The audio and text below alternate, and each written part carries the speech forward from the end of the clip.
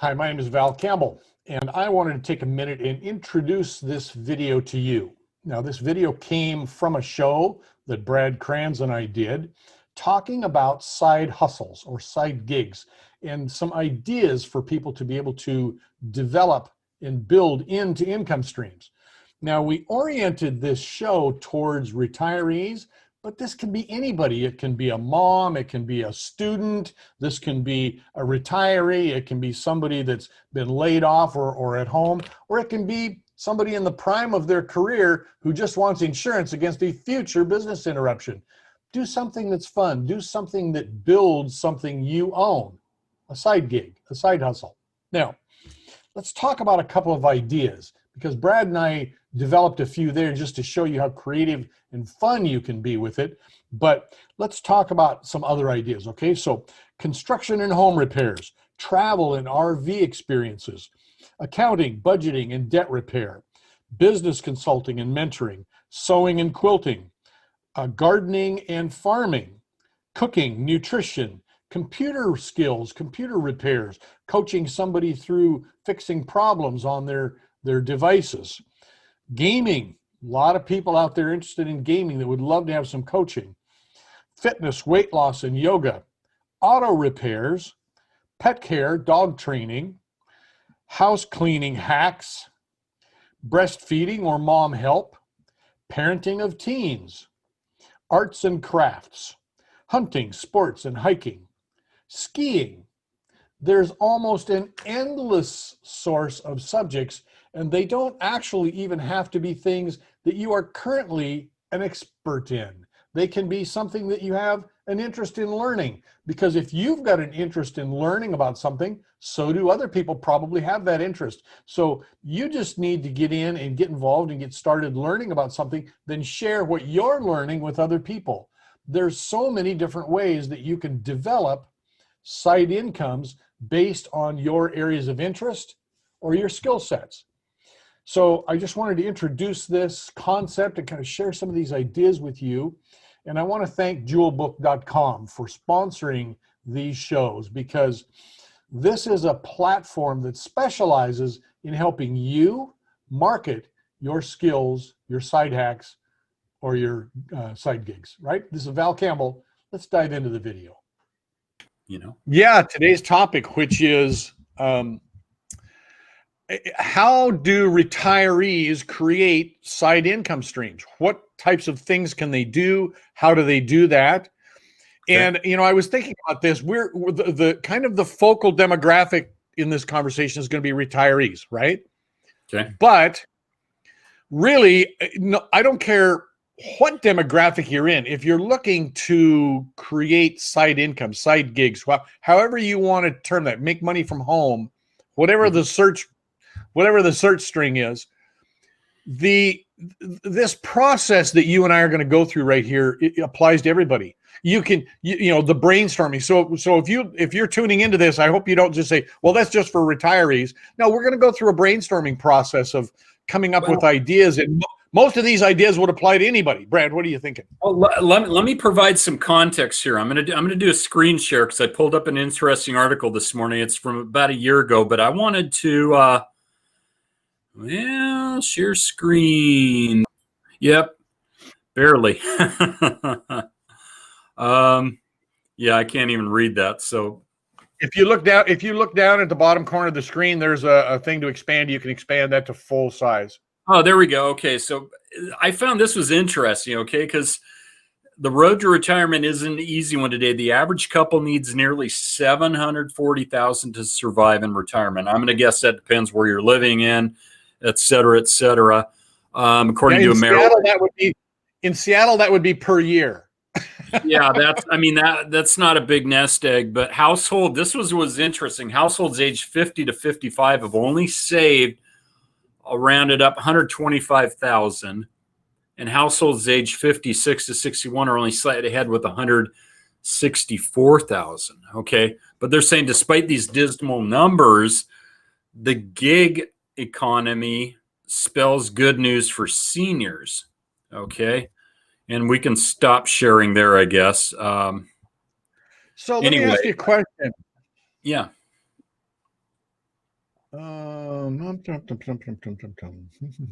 Okay, so let's go ahead and remove that. Okay, so let me ask you a question.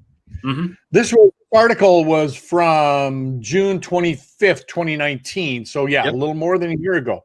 Pretty current How do though. you think the economic situation of this last year has impacted everybody along this conversation, but especially seniors and retirees? How do you think this Well, event have maybe changed things from what this article says?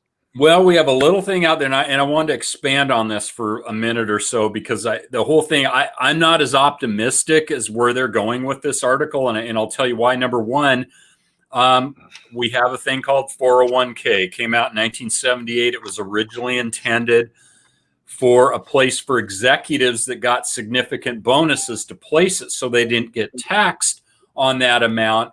So it's a section of the tax code, but the 401k was never intended to be a retirement program. Okay, and we got to keep this in mind.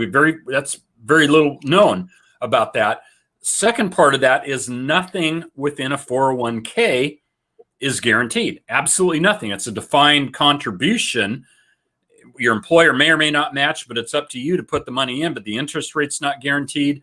Nothing about it's guaranteed, but that's in large part where most of us have our retirement nest egg. So fast forward to from 2019 to 2020, we just had this thing. I think we were talking about it, Val, COVID-19, economy collapsing. Yeah. Of course, it's Trump's fault. We got to be clear about that.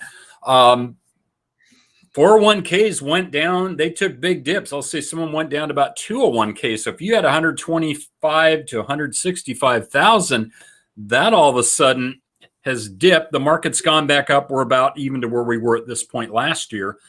But if your nest egg's only 125,000 and you're 50 or 55 to 60, you're probably not collecting Social Security yet. To get a side gig, I'm kind of going at what? Minimum wage? $15 an hour if you're in the U.S. Other places, we were looking at places like Boise, Idaho, it's $8 an hour. That's before taxes. So is a side gig alone going to really help you? I mean, they're not being very clear about the tax consequences. And if you're one of those people that has 125,000, maybe now it's down to 70 or 80. You're going to go get let's talk definitions for a minute, because I'm confused about what you said. So you, in your comment there, you're talking about a side gig. You're thinking about working at the big box store or something like that, or being a greeter at Joe Mart or something, right? Yeah, I'm just pointing out from what they're proposing to go get these other jobs, what are you going to get for as a job? And if your 401k has been significantly reduced, is that income there really going to help you out? But what I'm reading here, not to bust your chops or anything, but what I'm reading here is that this article's not talking about getting a second job, because it says you've built a wealth of knowledge with all those years in the workforce, so why not put it to good use? Side hustles are available for nearly every industry and skill level. So they're really not talking about going and getting a Joe Mart job. They're talking about develop something you own, develop a I'm with you on that, Al, but I didn't see that's what they're saying. I'm just still kind of going, yeah, is every side gig equal? No. So go ahead. But I'm just trying to lay, I guess, the worst case scenario, saying I'm not sure if some of these quote unquote side gigs you're going to bring in the kind of money you need if you have a small nest egg. So let's go ahead and continue. I'm just kind of trying to. That's okay. This is because this is an amazing article, and we'll post the link to this, by the way. Yeah, I thought it was a good article, but I'm just going. What it says here is, it says, despite needing gig employment. In other words, now you're retired. Mm-hmm. Okay. Now you're retired. You're still going to need a gig. You're still going to need employment. Mm-hmm. Is the way this article is looking at this. Not this. I'm not saying I agree with this. The article, right. But it says, despite needing employment to make ends meet in retirement, mm-hmm. only 32% say they are struggling financially. So they're talking about employment. So you've got Social Security, whatever retirement you got. You're talking about a job. Now they're talking about, in addition to this, take up your place in the side hustling market. Yeah. And this is where you and I have a passion, right? It's this idea of a side hustle, not another job, not delivering pizzas, not being a greeter, not whatever. Nothing wrong with that. Not saying anything derogatory about those things. But the idea of developing a side hustle, something you're doing on your own that you're creating from skills or interest levels, right? Yep. So let's talk a little bit about that. Why would somebody who's a retiree, I mean, it could be anybody, it could be a mom, it could be somebody who's employed right now who's looking for a side gig, but specific to retirees, why would a retiree want to set up some kind of a side gig, a small business, internet-based maybe, or whatever? Why would they want to do that? Well, let's be realistic. Depending on what your nest egg is, and I will talk from personal experience and from my own study and research. Most financial planners will say, based on whatever it is, whether it's 750,000 or a million, whatever, if you're taking out 4%, and I've done the numbers on this, Val, if you're taking out 4%, that might be a little bit too much. I've heard people say you're probably going to need to be closer to 3% if you're trying to live off that nest egg, unless there's another hit in the economy. But let's say if 4% off a million is what, 40,000? And let's assume you get Social Security, maybe $1,200, $1,500 a year. I did some numbers for myself. I said that would put me at about $55,000 a year before taxes. That's not a lot of money. It's really not a lot of money. And I tend to be looking. So I don't know what the normal Social Security is right now, but if you plan it right and structure it right, I want to say it's somewhere around $2,500 a month, right? Well, it depends on what your income levels were, but right. I'm being conservative, but still, when you look at that, if you're taking 4% of $1 million nest egg and you're getting Social Security, you're still taxed on that. And how long is that going to hold out? I'm thinking you probably would be smart to have some additional income coming in to bolster that, because here's an interesting thing. Wealth's what you've got, what you've saved. Riches, and I'm just reading a real interesting book on the psychology of money, which is a really interesting book. Riches is what you're bringing in. So I think you still need a significant income to stay up. And I'll just say, ahead of the curve, because we don't know what's going to happen in the economy. If we get another tanking like COVID-19, that's going to play with, depending on what most people have. I think it's the point I'm making here is, I think, to be safe, to hedge your situation, you need to have another side income coming in. Well, and so let's just develop that a little bit. First off, I think there's a number of phenomena that retirees face or that they show an interest in. So we know that there is a tendency for retirees to try and move from the major cities that they're in, like a Seattle. We live in Seattle. Unless you've got an awful lot of money, you do not want Seattle to be your primary residential place, or the East Side. You don't want Manhattan to be your primary. You don't want San Francisco. Many places in Los Angeles, the cost of living is just too high there. You're going to struggle with that for most people in retirement. So you're looking at retirement people moving to Arizona, moving to different places, Florida, Idaho, Boise, Montana, places where the cost of living is lower. But one of the things with a side hustle, and we're going to get into what are side hustles in a minute, but one of the things about that is that you're leaving a major market where there's lots of people, frequently moving into Wenatchee, Washington, which is a small, more agricultural community. There's not as many potential opportunities to market your side gig, nor are you as well known in that community. Okay, so when people are thinking about a side gig, this is one of the things that's attractive about web-based side hustles. The idea that you don't have to be the expert in the community necessarily. You're marketing to a more large base, the whole country potentially. And you can structure it that way. So that's one aspect of this. that I think is really important to retirees, especially. They're a unique class of people looking to set up side hustles. So this idea that maybe you are an expert in construction in some way, you can actually go set up a side gig on the internet and market that and do consulting, construction consulting and things like that. There are people who will pay you for your advice based on the fact that you've been in, Brad, in your case, sales. You've been in sales for decades. You have leadership. You are a world-class leadership expert. You've studied this for years. You have these skill sets. So no matter where you are online, you can market those. Okay, so there's one. That's one aspect of this. Okay. There's another aspect. One of the industries that we've seen explode during this COVID event is the RV industry. It is to the wall. They can't make them fast enough to sell them. Couple of reasons for that. First off, they're not going to jump on an airplane and fly around. They want to take some vacations. They want to do some things. So they've looked at this and they've thought, let's buy an RV, right? There's another part of this that I think is a big driver.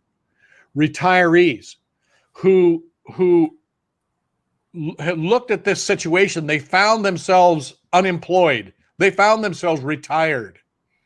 Now they've got to make a decision. How are we going to navigate this situation? We're years ahead, probably. We thought we could work another 5-6 years until we were 68 or 69 years old. Now we're 64, and all of a sudden, the restaurant I worked at or the whatever I did, it's closed.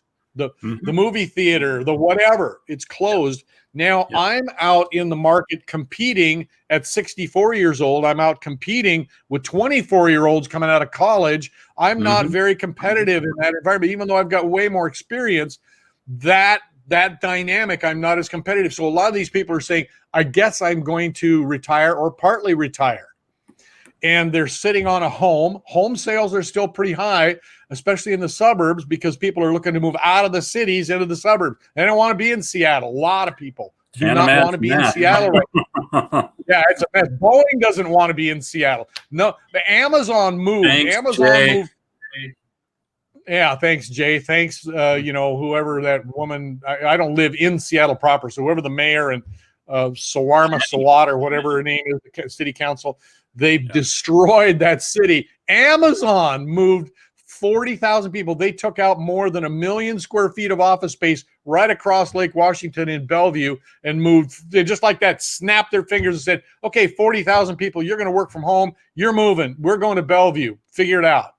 And so thank you very much. Thank you very much. So yeah, it's incredible. It's like the Seattle government in Washington state government, the gift that keeps on giving to everybody else. So here's the deal. RVs. Now you've got an RV. Perhaps you look at selling your house, establishing some kind of a smaller residence in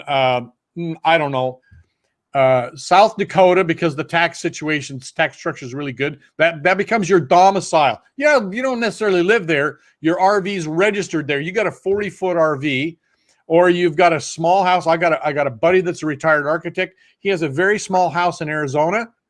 He's up here a lot, right? So a lot of these people will buy an RV. They're going to spend time up here with their family and stuff like that in wintertime. They're going to, unhook and head south. Now, if you've got a side gig, now I want to make sure everybody knows we're not accountants. Brad and I aren't accountants. We're not tax advisors, but we've lived life in the business world, and we have a lot of experience on how these things work. If you've got an RV, if you have, you've learned some tax lessons in the last couple of years, haven't you? I have too. Oh yeah. But if you've got an RV, how about if you create a situation where you can write that off?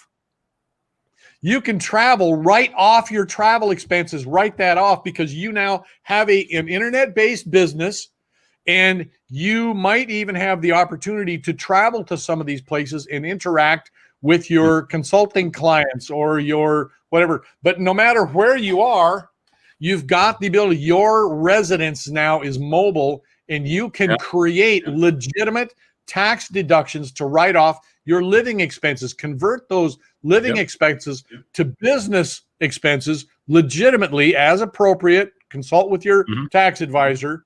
But I know a lot of people that are doing this. So a side gig becomes more than just the dollars you make in your side gig, which can be good.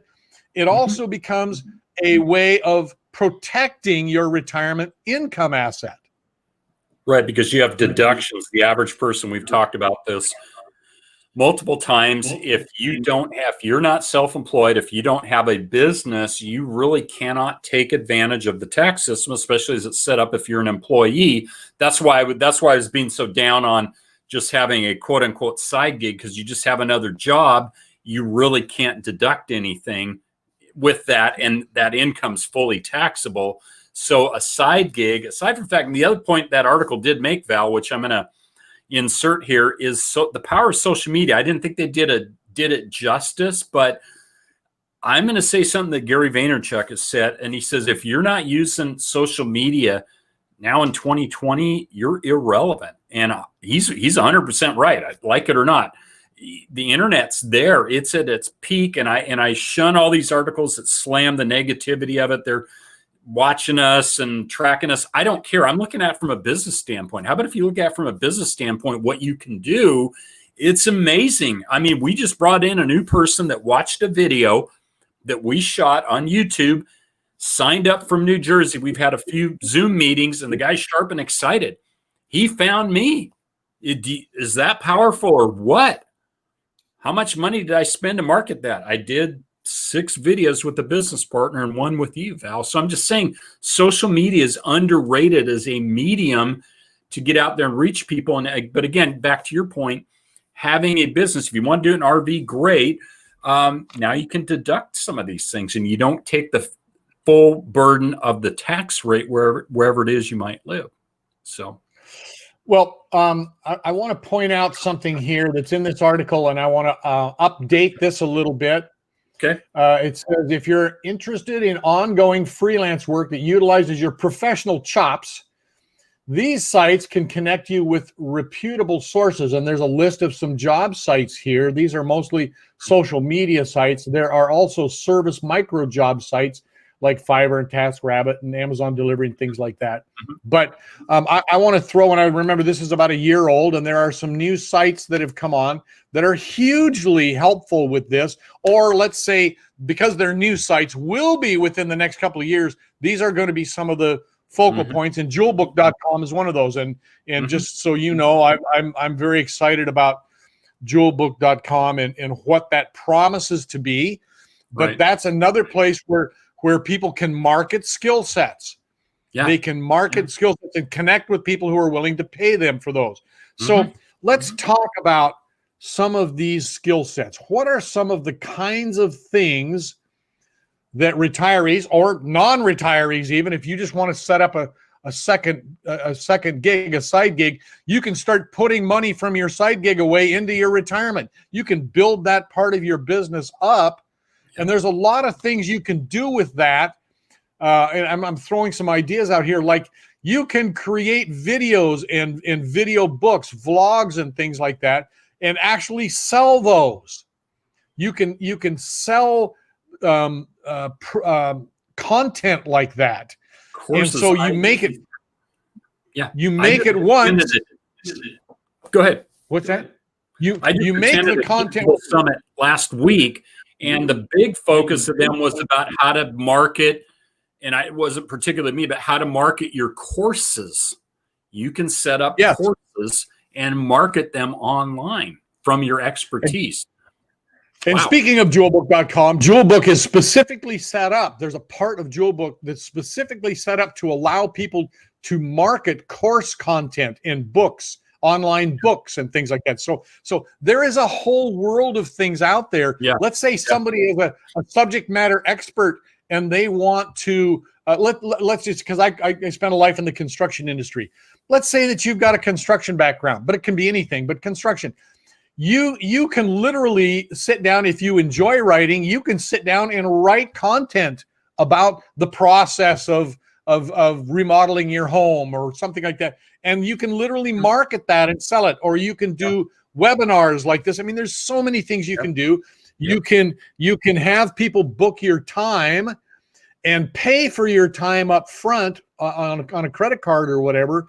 And then you have your time reserved in a calendar, and you just pop out and say, oh, I've got a webinar today with Mary for an hour, who's in New Jersey. I'm in Seattle. Mary's in New Jersey. They're getting ready to remodel their house, and they want somebody to walk through this process and give them advice. And they're going to pay me $100 for an hour.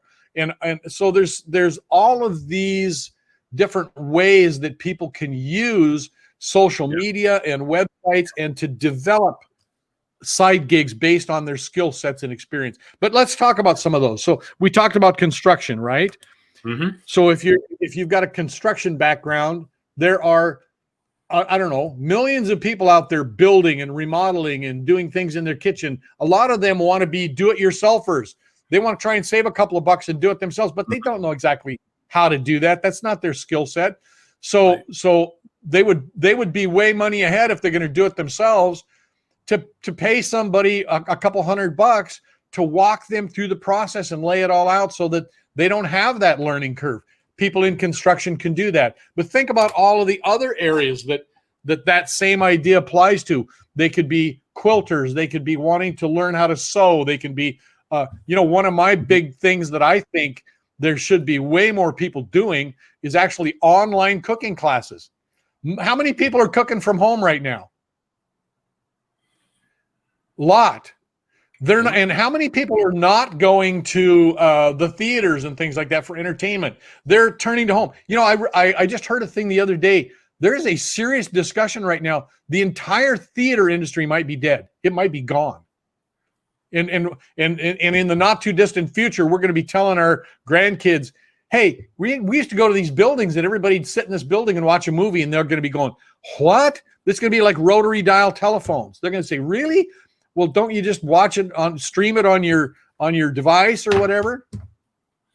Well, you need to put in a Clip 7.2 home theater. It's awesome. I don't have to worry about that. I'm not going to any more concerts. I can do them at my house, and I'm serious. We're having some friends over tomorrow.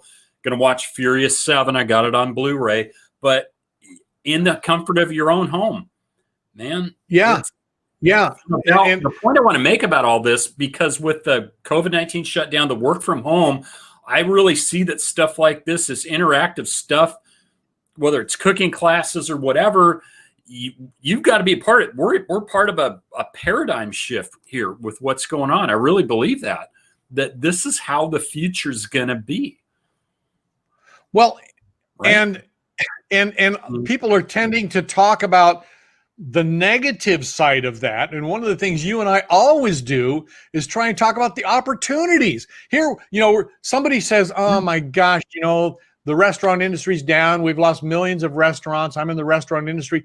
Well, how about starting your own cooking classes online? How about taking advantage of this shift and putting yourself in this great position so you could come out, let's say cooking is something you enjoy, you can do some research, you can come out and publish your ingredients list and say, okay, 2 weeks from now we're going to be doing pad thai or whatever, right?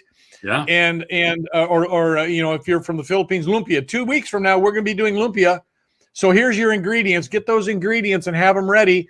And then at this time you're going to want to plug into wherever, jewelbook.com. I'm pretty excited about, and plug into that and reserve your time, get there, get your links and everything. And then you come up and you've got everything prepared right there and you're streaming online and you now have the ability. And think about this. If you were doing classes someplace and you had 20 people, that would be a lot of people in a class. But as you get your business built up nationally, you could end up with hundreds of people attending your class and maybe paying $20 a pop. Hey, when we got our new Blackstone griddle, and I got to say, I love it. I think it's honestly, I love to cook, but I love it now. I think that's taking my cooking to a whole new level because I got an actual griddle that has sides. But we watched videos about guys how to set it up and stuff they were cooking that I learned, and I'm like, that's like freaking cool on YouTube. These guys got all kinds of videos on how to cook on this thing. But yeah, what if you took that, because it changes your food. We're going to do some halibut tomorrow night with our friends, but yeah, doing cooking classes and having that set up, you're going to get people jazzed because they're going to go, wow. I mean, that grill, that was $274, not expensive, but I'll say it's one of the same. Sorry, I'm doing an advertisement for Blackstone 28-inch Pro Yeah, grill. just so everybody knows, Brad makes money from Gary Vaynerchuk and from Blackstone Grill. He doesn't. As much as he promotes them, he should be getting money from them.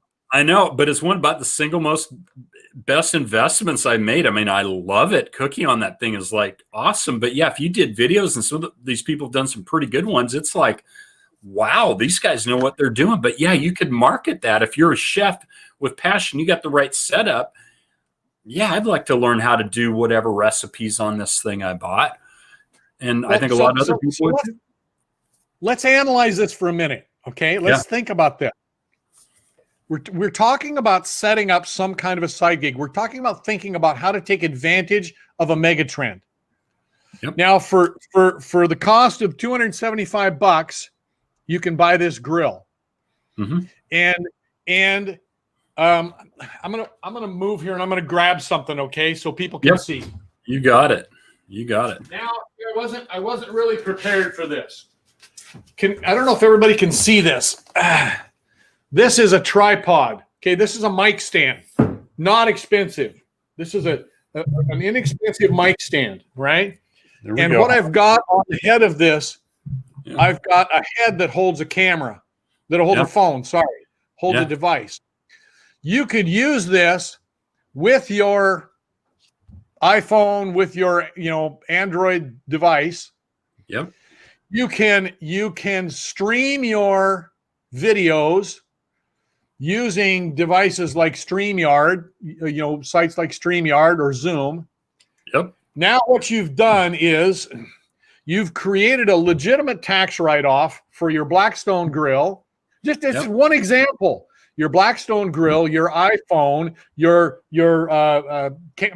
mic stand, and your head adapter, and your internet service, and the cost of whatever platform like jewelbook.com that you're using to manage the business side and the payments and the calendar for your events, and you have created legitimate tax write-offs for all of those things in your life.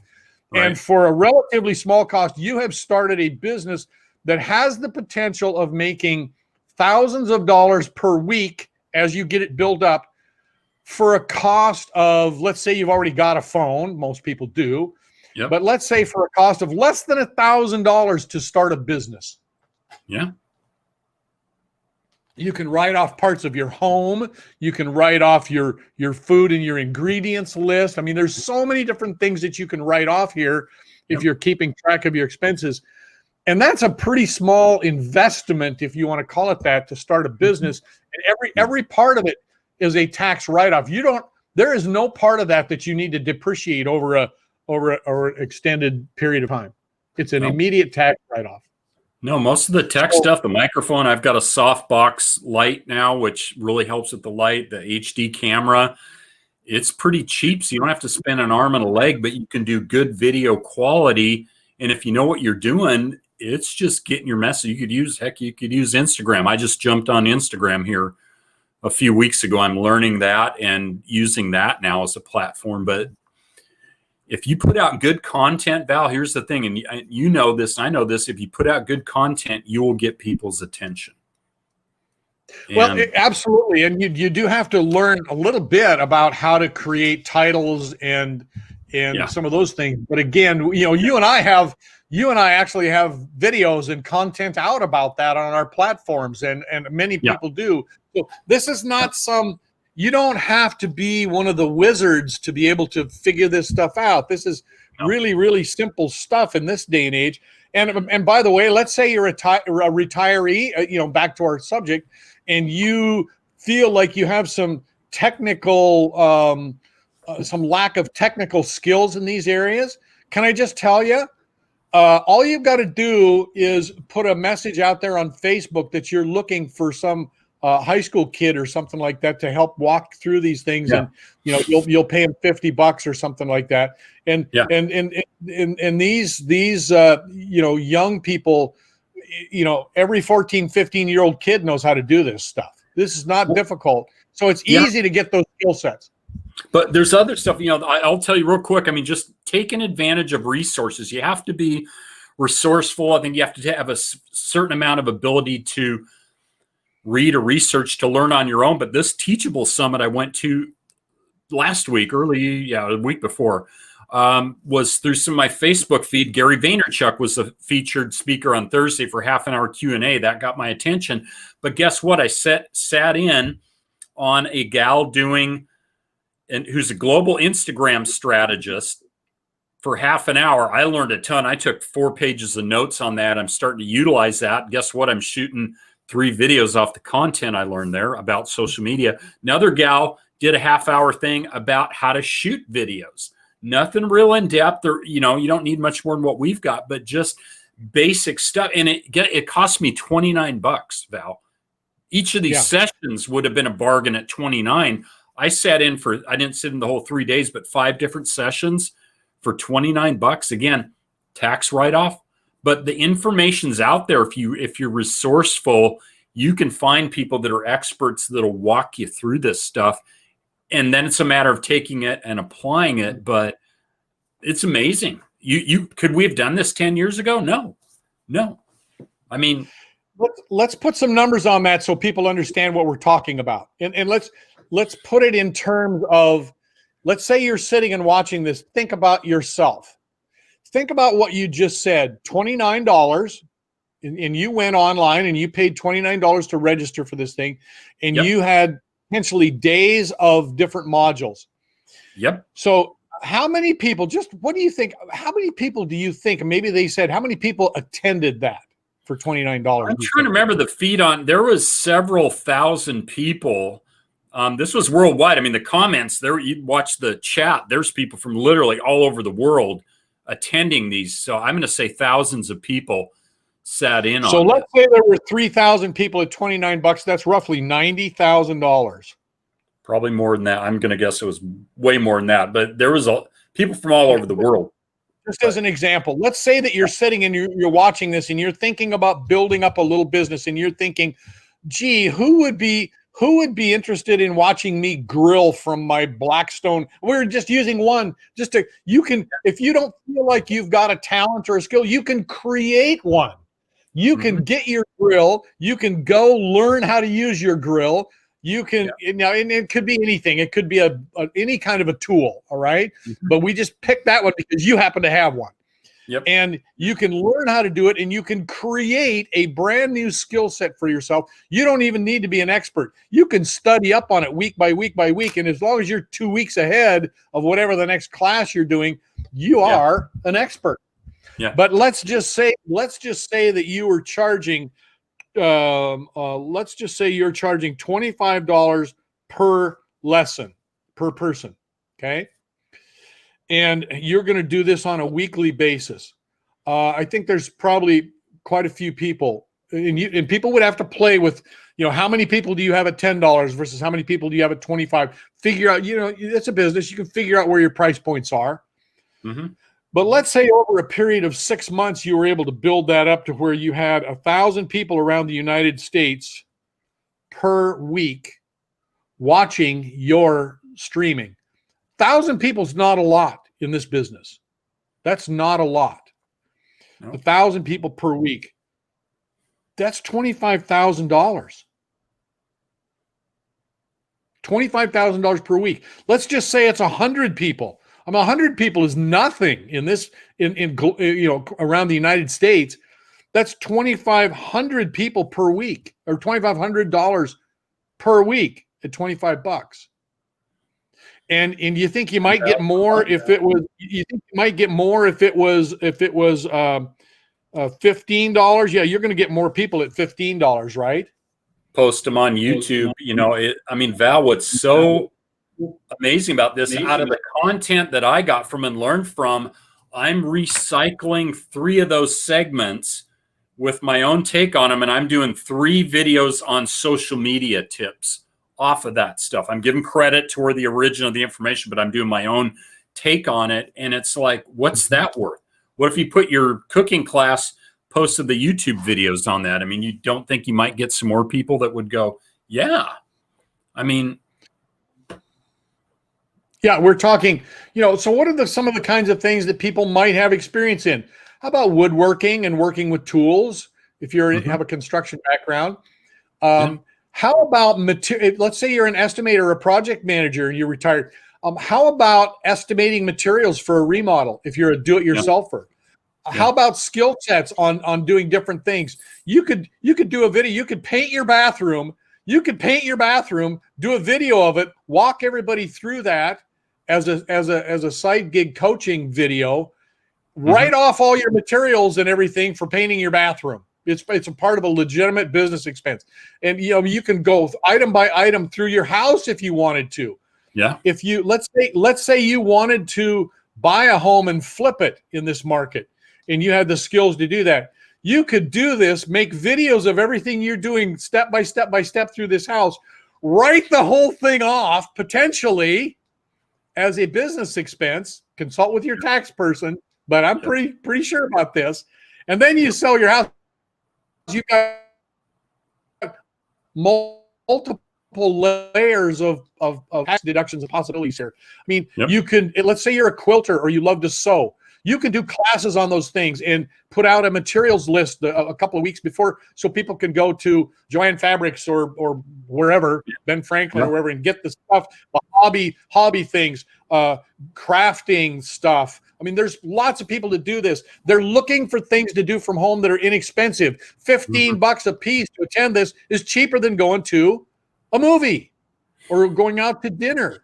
Rather than going out to dinner, spending $50 or $60 at a restaurant, cook at home, attend this lesson, have a fun thing with your significant other, do this as an event or as a family. What a kind of a cool thing to do as a family. Do a Sunday night deal, and here you've got this. You can even pre-record these and then sell the time and schedule it for a Sunday evening and stream it live. There's so many things you can do with this, and it excites me because it's almost endless, the possibilities of things that people either know how to do, or in the case of your grill example, pretty inexpensively be able to promote and do. I got to think there's hundreds of recipes that you could explore having to do with grills, griddles, and smokers, right? Yep. And none of those things are expensive as a business expense. None of them. No. So, I think we just opened up a world of possibilities for people if they're watching this and they're struggling financially. They're trying to figure out, and this doesn't necessarily meet the issue of, I can't make my rent this weekend or whatever. That's not what we're generally talking about. We're talking about people putting together side gigs. Yep. And getting this built up to the point where if you're looking to retire in a year, you can get this built up so that your side gig, it's very, very simple to do something where you're making a couple $1,000s a month on a side gig. Which would change a lot of people, Val. I mean, like I said, and I think we have to be realistic. I mean, who's taking out Yellow Page ads now? I don't know anybody. I don't even know if it still exists, but if you can use social media platforms like we've been talking about, your possibilities are unlimited. And hey, if a couple $1,000s a month would change my life, okay, it would change a lot of people's lives to have that coming in over and above what you've got currently or your Social Security and all that. And most of it's free, Val. You can stream, you can do all this stuff free. Once you spend a little bit of money, like say less than $1,000 on equipment or whatever, you can stream, you can get on Facebook, you can get on YouTube, Instagram. They're free. Okay. So let's talk. It is, to me, this is super exciting. You know how jazzed you and I get about this, and sometimes it's hard for me. 60-plus-year-old guys excited about social media. I mean, come on. Well, Yeah. and excited about all the possibilities. So let's talk about the numbers of this, okay? Yeah. So you have an area of expertise having to do with retirement. Recently, having gone through this, recently you've got a consultant that you use that helps you with your investing and all these numbers. And you just threw out a statistic there, or a target of 4% per year, I believe you said, right? Yeah. That you need to have enough money put away or have enough income stream so that you're only drawing down about 4% per year. Now, when you think about that, that means that if you have an investment, if you've got capital, if you've got an investment account, you're only needing to get a 4% return on that after tax in order to stay level, right? Yep. So let's say that you were to put together in the next year, you're to put together a side gig where you're making $4,000 a month. Let's say out of that $4,000 a month, you've got about $1,000 a month in expenses that you need to meet. It can be equipment, it can be marketing costs, it can be whatever. All right. So $4,000 a month, and you've got about so you've got a net. You're going to net out of that. Let's just use the number $2,700. Okay. Times 12 months. We're assuming no growth. All right. That's the equivalent of adding $810,000. That's the equivalent of having an investment account with $810,000 in it. Mm-hmm. Yep. So if you're watching this today, that's powerful, and you are either a retiree or you're looking to set up a side hustle, a side gig, and create some extra income, we just explained to you how in the next year you can create an income stream that is the equivalent of having $810,000 in an investment account. Yep. Relatively safe. You're not subject really to the stock market ups and downs and whatever's happening politically. In fact, you might be able to argue that the more things get impacted politically, the better your side hustle gig does, because it's insulated, it's online, it's working to the megatrends, not against them. Right. And I think that that's pretty powerful to be able to sit here and talk about something and look at this and say, we just showed people how roughly to create the equivalent of having an additional $810,000 in their investment account. And it's not the asset, but it's the cash flow. Right. And you have every possibility of growth there. What happens then if that becomes $10,000 a month? I mean, and knowing what happens on the internet, knowing what's viral, having the ability once you're retired, especially to spend some time marketing and developing that and working a YouTube and doing some of these different things, looking at the ability, let's just play with that a little bit. Let's just say that it got to the point where that net income stream was $77,000 or $7,700 a month. Again, $10,000 a month on an internet side gig built up over a period of a couple of years. That's not a lot. If you really focus and think about what we're doing, what we're teaching here, you're talking about $92,000 a month in net income. And you're talking, that's the equivalent of 2.3. I got to expand this a little bit. See, the number got so big, I had to expand my screen. $2.3 million in an investment fund to return that at 4%, at a 4% net. And you're working from home. I guess you're going to be happier. You don't have the commute. You don't have all the hassle, clothes for work, all that other type of stuff. You're doing it from home. So let me ask you another question. That Blackstone grill, is that like portable? Yeah, that's not hardwired into your house, is it? No, this is pretty heavy, but could you move it? Yep.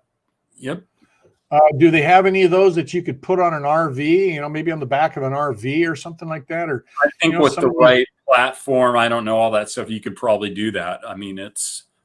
I'm just saying, you know, I know that there's RVs that have grills, griddles, and barbecues because I A see them all small the time. trailer, put it on a small trailer. Yeah, you could do it. Well, Sure. there you go. You know, there's ways you could probably do this. So Cooking you around could the literally country.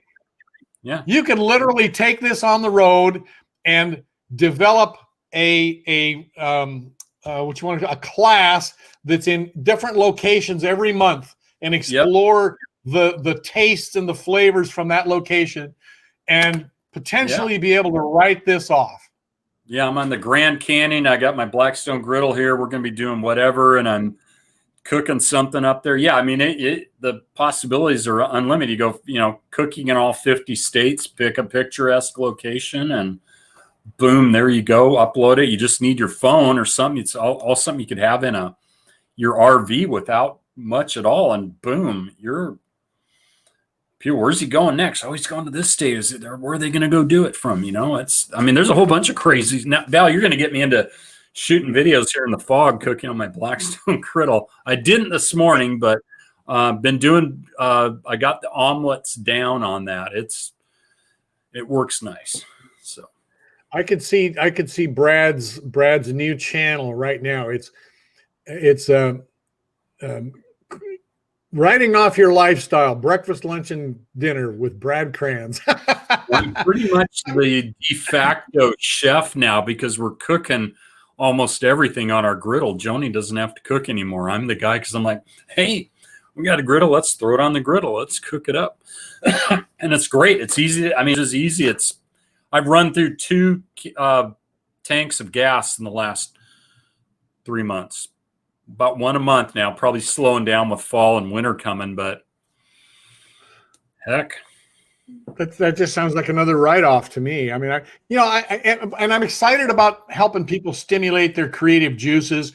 Yeah, I'm excited about, you know, looking at the positive side of things, and rather than being home and frustrated and scared about the future, think about how bright your future can be just by taking advantage of some of these things. And you don't have to have any money to start these things. You know, it's literally almost everybody has the basic tools. I mean, if you're on social media at all, you have the basic tool to be able to start. You might not have a studio and everything set up like Brad and I have, but I didn't start that way either. I started with a phone sitting out under a tree in my yard. Yep. I started with a phone going to the beach right down here in Seattle, Alki Beach, sitting on the beach doing, you know, videos about watching volleyball contests in the summertime on the beach. Yeah. That's how I got started, to the point where today my wife and I have a house studio. We've got 3 rooms in our house that are studios or office situations. Wow. And you know, so these things grow and they get built up. And you can take it back, Val. If you're on Instagram, you can only use your phone, but it's amazing. You can make money on Instagram. So I mean, you could do all this stuff I put my longer videos on IGTV, just learned about that. But you could do it simply with a phone and on an Instagram account, man. I mean, I gotta tell a story. Can I tell a Brad Kranz story? Yeah. Okay. Brad, was it 18 months ago? You sat here, you and Joni, I think, sat here in our home, and you asked me, now, how do you spell social media? I mean, it was almost right. Was it? Maybe was it 18? It was in May of last year, man. Yeah, it was May of last year. Ems had just got here. Ems had just got here from the Philippines, and you were a green newbie. Yep. And you're literally sitting here trying to now how does that camera work, and how do we do this? How do you use that program to edit videos and things like that? So you can literally go in 18 months from knowing how to get on Facebook and how to talk a little bit You can go from that to attracting people from all over the world to your platforms on your subject matter. And Brad is a retired business guy with a background in corporate sales. Yep. This is the type of, Brad, you are the poster child for how to do this with coming out of a corporate career that didn't end up like you wanted. The company was frustrated. You hated your job. You hated driving all over the city in traffic all day long. And now you work from home, you're retired, and you are a subject matter expert with people from all over the world searching you out. And I just got to say, thumbs up to Brad and Joni. Well, thank you, Val. I think somebody really, because I listen to a lot of Gary Vaynerchuk, because the guy gets social media. That's what I do. But it's basically taking these ideas. You have to put them to use. When he started talking about Instagram. One of the people in the Jeunesse 2020 Expo was talking about. I said, okay, I'm going to jump on it. Similar to TikTok. But if you just jump on it, and somebody yesterday said, hey, yeah, your photo is sideways. I go, well, just turn your screen sideways. It'll be okay. I don't care. I don't have it all dialed down, but I'm going to do it, and I'm going to figure out the details later. But it's just really being willing to do it. It's not that hard. I actually like doing videos. Tell you my secret to my photo on one of my videos, my thumbnails on a YouTube. I was standing at our counter with my jacket on and shirt. I just had shorts on behind that. Underwear. I didn't have pants on. My wife's going, you need to put pants on. No, nobody's going to see it. And that's what it says. That's why you were smiling. And go, yeah, you couldn't tell because I got the counter here. But so you do what you that is a funny truth, because with the whole work from home thing now, they're selling all kinds of coats and shirts and ties, and they're not selling any pants because everybody's sitting around in their underwear and their shorts. You don't know what I got on, but I got a T-shirt on. It is funny because we watch people on TV doing it, and they show like doctors and all this, and they get up, they got their pajama pants on. So yeah, you just have to be a little careful if you're a bozo like me, because Ems works a lot at night. You and I talk about it's not unusual for her to go to bed finally at 1 to 4 o'clock in the morning because she's doing a lot of international stuff. Yeah, and so that's totally cool. In fact, sometimes she's sitting in bed. She does so much from her phone. It's amazing to watch how much somebody can do from an Android phone, for instance. But she's doing this. She's sitting in bed doing this stuff.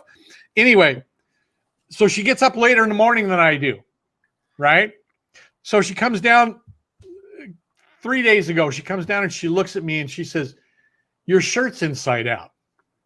And I look down, and of course I'm seeing the seams here, right? So I got up early in the morning. It was getting kind of dark here in the morning now, and I just threw my shirt on and I go downstairs, and I was probably in some kind of Zoom meetings and something, right? And somebody's thinking, what a Goomba this is. He's got his shirt inside out. So you can be sitting there in your Fruit of the Looms. You just got to make sure your shirt's on the right side out, right? I guess that's I've had pants on inside out. My daughter goes, "Dad, how come you got your pants on backwards?" I'm like, it was dark when I put them on. I couldn't tell. So it didn't feel too weird. So, I'm okay with it. The old joke used to be, you had 2 different colors of socks. And I just reached in the door and grabbed them. Now it's, did you know you got your pants on backwards?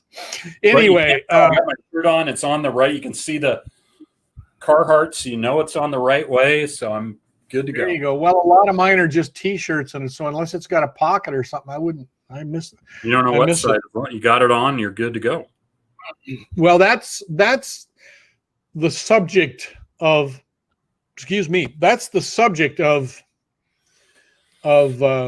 side gigs and side hustles and retirees. But really, I think it extends over into just about everybody. You could be a stay-at-home mom. You could be a retiree. You could be somebody who's 40 years old and has a great career, but just wants to put a lot more money in their retirement fund and wants insurance. I think this is a fantastic time in history where people have all of these opportunities to create income insurance. Yep. And people aren't doing it. And I am shocked at that. Why are people not taking advantage of this? It's fun. It's not difficult. There's plenty of places to learn it for free. And you've got people like you and I and others who are coaching people to do this stuff. And why are the 40-year-old professional people not doing this, given the fact that they look around them and see that in the last 30 years, employment has become extremely fragile. People who thought they had locked down jobs are suddenly unemployed. I literally know, I have a friend who is 50 years old, 45-ish, no, she's not 50, who was a solid career mid-level management person with one of the most successful companies in the country, who found herself let go. I cannot imagine, I can't disclose specifics. I'm just letting you know, I can't imagine anybody who would have thought they were in a more secure position. But that company made a decision to completely shift their business model in light of what they see as future demographics. Yep. And a 100-year-old company flipped a switch and completely went a different direction, and she was on the outside. And now for her, she got a parachute. She's decided just to take some time off. She's been working hard for decades. She says, I'm just going to take some time off, spend some time with my family, and then I'll go back and do consulting or something. Because she knows it's going to be hard for her to get back out into the marketplace and compete as an employee. So she's going to do consulting. That's a side gig, folks. That's taking all of those decades of skill sets, and an employer doesn't really want to bring you in because they're more interested, as they're rebranding, in bringing in people who are 25. And one of the reasons for that is you can manipulate and pressure somebody that's 25 a lot more than you can somebody that's 45. Yeah. And don't you for a minute think that companies don't know that. No.